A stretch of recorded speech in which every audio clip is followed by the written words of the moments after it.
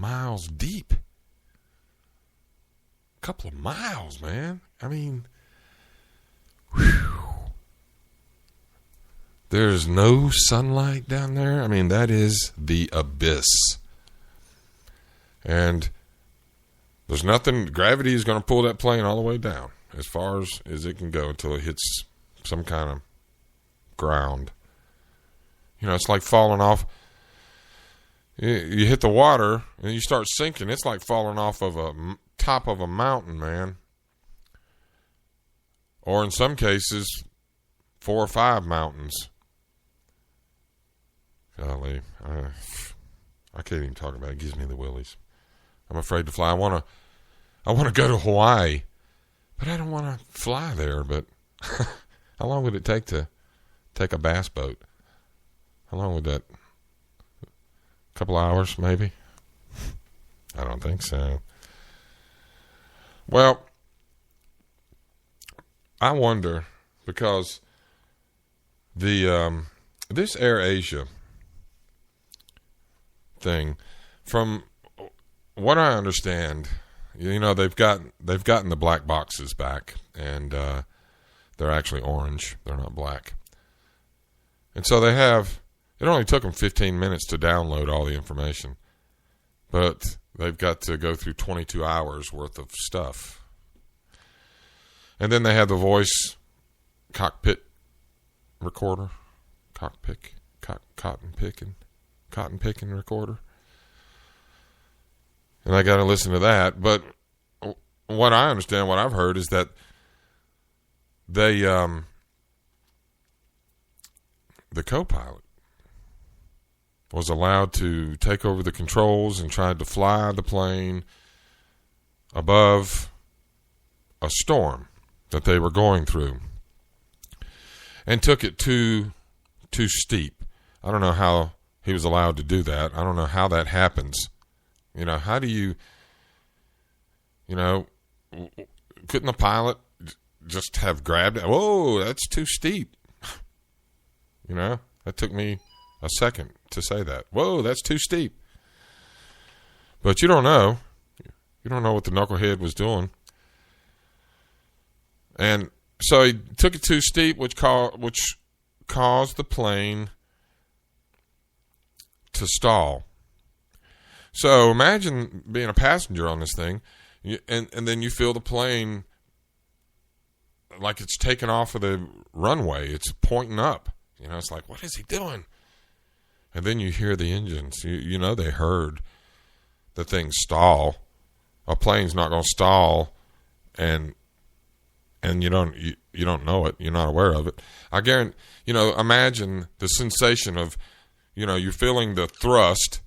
You're flying, then all of a sudden that thrust is gone because it's stalled and you fall back. Imagine that feeling in that plane as that thrust stopped when the plane stalled. Oh, man. The screaming must have started right then. Because what happened, it stalled, and then it just started pointing down, and then nose dove straight all the way down from 30,000 feet into the ocean. And 162 people were killed. I think the last I looked, they've recovered 50 bodies or something. They've probably recovered more, but the rest of them are probably in the fuselage, because they found the fuselage. They've taken pictures of it. They've identified it. But they haven't, as far as I know, they haven't gone into it. But my question is, how does that happen? Why does it happen? It doesn't seem like it was necessary. Of course, you know, what do I know? They got to get the plane back, you know, to do the investigation and find out, because maybe an engine blew up. Maybe it wasn't his fault. Maybe he was doing the right thing and something broke. I don't know. But barring, something breaking on the plane, I don't know how they would recover from that. But human error, I don't see why human error is a factor anymore with the technology I think that we have. So I have a solution to the whole airplane crashing, diving into the ocean issue when it comes to human error. Why can't we, and why haven't we already developed software for planes, which we do. We have, most planes have autopilot, and they turn on the autopilot and the plane flies itself. And these planes are equipped with just an incredible amount of sensors. Excuse me.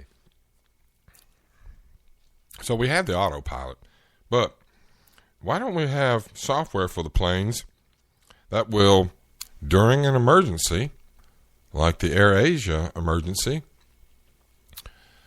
will diagnose the problem, what's going on, and correct it.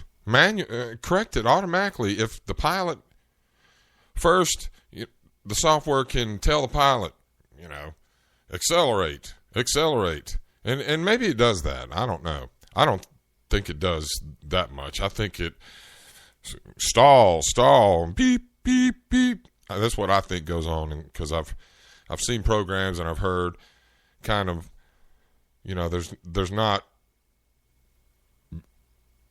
very specific instructions from the plane. It's just telling you, hey, you're in a stall. So it knows that. So why can't the software be developed to first give the pilot all the exact verbatim, step-by-step process on what to do to correct whatever's going wrong? Because some crashes take a long time because there's a problem. They're trying to overcome it. They can't overcome it, but they figure out there was one time where they lost hydraulic, and he was flying the plane by accelerating and deaccelerating the engines, which changed the I don't know, maybe you've heard of it, but it was an amazing thing that he did. But he did that, and it saved lives. Why can't the plane do that itself? Why can't the software in the plane, for example, if this co-pilot was taking this plane into a climb that was going to cause a stall with all the sensors that are on the plane, why couldn't the plane not allow that? And tell the pilot, you can't accelerate this high or this much, this pitch without, pushing your engines. I don't know the terminology. Oh, man. So, I'm wondering, why can't it correct itself? And if the pilot can't do it, the pilot is just overwhelmed and just loses it and doesn't know what to do, why can't the plane just take over and do whatever needs to be done? If the plane is climbing, hold on a second. I got a call here. Man, please show you're on the air. Hey, Todd. Hey, who is this? Bob. Hey, Bob. Yeah, I was just listening. I think that's awesome. I whine a little bit and do that. I know. It seems like, if the plane can fly in autopilot and make whatever, because I know it makes turns and climbs and goes down. The autopilot can do that.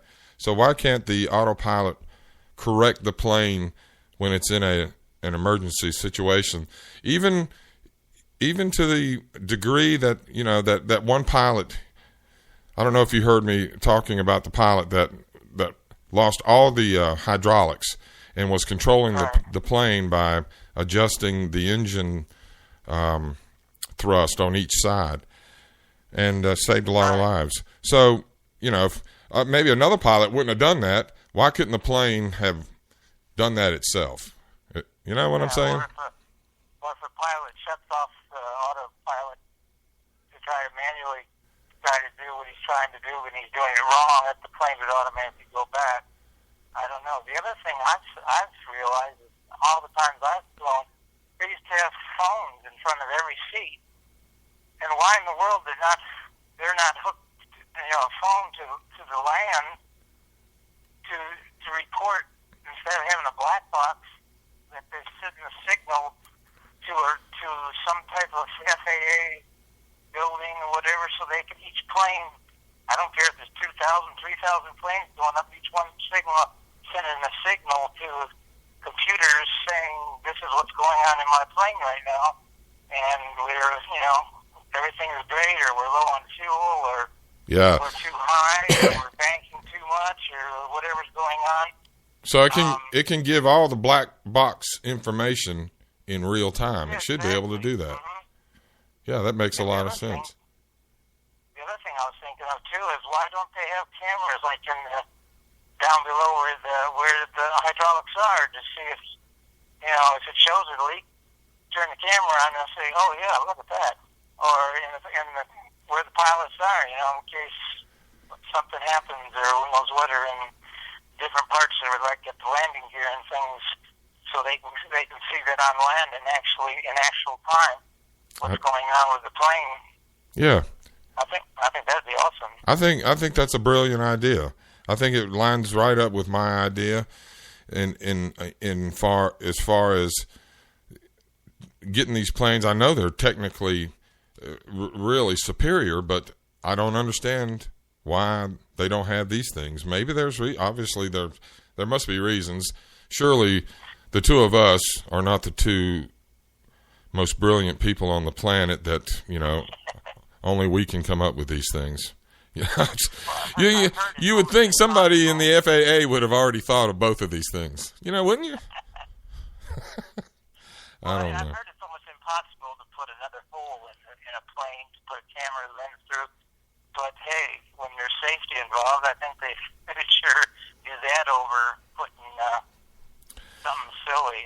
You know, something not silly, but something other than. Hey, you know, they can find ways to do anything they want to do. That's the thing, and unfortunately, hey, Bob, thanks for the call, man. I appreciate it. All right. All right. Catch you later, buddy. All right. You know, they the sad thing is, it takes these kind of crashes, these type of episodes, to get things right, and that's the way it's always been. And I guess it's just the way it is, because you can't predict everything. You can't. You know, it takes going through something. It's just like life. It takes going through something to understand, you know, what you weren't doing right that caused that. And so you fix it. It's called growth. And so the same principle applies, I think, in this. But I still would like to know why these two ideas, my idea and Bob's idea, why they can't be implemented in a real way. There must be a reason, or otherwise, I think they would have it like it's supposed to be. Anyway, well, listen, this is another ending to another fine show. I want to thank y'all again for listening to the Man Please Show. Thanks for the phone call. You're welcome to call anytime, 336-987-8667.